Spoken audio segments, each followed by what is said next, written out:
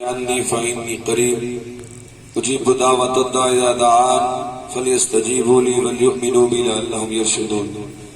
صدق الله العظيم وصدق رسوله النبي الكريم. إن الله وملائكته يصلون على النبي يا أيها الذين آمنوا صلوا عليه وسلموا تسليما. اللهم صل على محمد النبي الأمي وعلى آله وسلم تسليما. پیارے بچوں، آج ہم قرآن مجید فرقان حمید میں سے جس آیت کی تلاوت کی اور آپ نے سماعت کی سنی، اس کے اندر اللہ کریم نے دعا کی اہمیت کو بیان فرماتے ہوئے فرمایا وَإِذَا سَأَلَكَ، جب میرے بندے مجھ سے سوال کریں میں ان کے بالکل قریب ہوں، جب وہ مجھ سے مانگتے ہیں میں ان کو عطا کرتا ہوں۔ دعا جو ہے یہ ایک بہت بڑی اہم عبادت ہے، اور رسول اللہ صلی اللہ علیہ وآلہ وسلم نے فرمایا کہ تم اپنی عبادات کو دعا سے قبول کروایا کرو۔ جب ہم ہاتھ اٹھاتے ہیں دعا کے لیے تو ہمارے جب تک ہاتھ اٹھے رہتے ہیں اتنی دیر تک اللہ تعالیٰ کی ہمارے ہاتھوں پر رحمت اور برکت آتی رہتی ہے۔ یہ دعا ہمیں جو ہے ایک دوسرے سے لینی چاہیے۔ جب ہم ایک دوسرے کے لیے دعا کرتے ہیں تو وہ ہمیں ایک دوسرے کا فائدہ پہنچتا ہے۔ دعا جو ہے وہ ایک ایسی اہم عبادت ہے جس کے بارے میں فرمایا کہ دعا تم دوسروں سے لو، جیسا کہ سیدنا حضرت محمد مصطفیٰ صلی اللہ علیہ وآلہ وسلم نے فرمایا کہ عمر علی تم قرن علاقے میں جانا، ایک شخص سے میری امت کے لیے دعا کروانا۔ تو حضرت عمر اور حضرت علی رضی اللہ تعالیٰ عنہ وہاں پہنچتے ہیں تو وہاں ایک شخص کو پاتے ہیں جس کا نام تھا اویس۔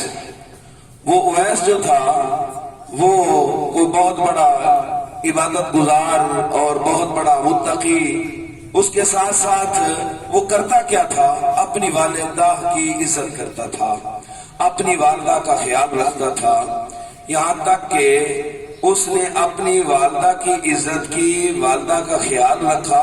اس والدہ کے خیال کی وجہ سے حضرت عمر فاروق اور حضرت علی رضی اللہ تعالیٰ عنہ کو بھیجا گیا، جاؤ اس سے جا کر دعا لے کر آؤ۔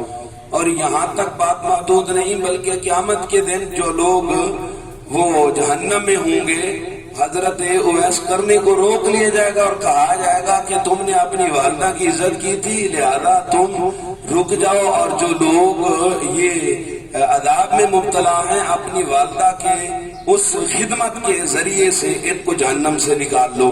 تو پیارے بچوں یاد رکھیے گا کہ یہ دعا جو ہے، اس دعا کے پیچھے وہ کیا ہے، ہمیں والدہ اور والدین کی عزت کرنی چاہیے، دعائیں لینی چاہیے۔ استاد جو ہے وہ بھی ایک والد اور والدہ کی حیثیت رکھتا ہے۔ استاد جو ہے وہ یقیناً والدین سے بھی بڑھ کر ہمارے لیے قابل تعظیم اور تکریم کے لائق ہے۔ اگر ہم اساتذہ کی عزت کریں گے تو اساتذہ سے جو دعائیں نکلیں گی وہ ہمارے حق کے اندر قبول ہوں گی۔ آپ چاہتے ہیں کہ آپ لوگوں کی وہ اللہ کی جناب کے اندر دعا قبول ہو، کیا چاہتے ہیں آپ لوگ؟ چاہتے ہیں تو پھر اساتذہ کے ساتھ کیا کرنا ہے، عزت کرنی ہے۔ اور دعا جو ہے وہ اچھی کلمات کے ذریعے سے ہے۔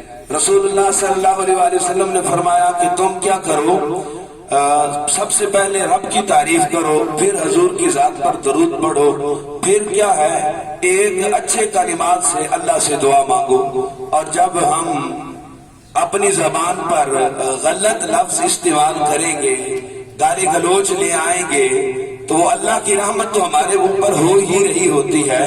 تو وہ جب ہم اس طرز پر بولتے ہیں تو وہ ہماری زبانیں بجائے دعا کے، بجائے اس زبان کے اوپر اللہ کے اثرات کے، وہ ہماری زبانیں گندی ہو جاتی ہیں۔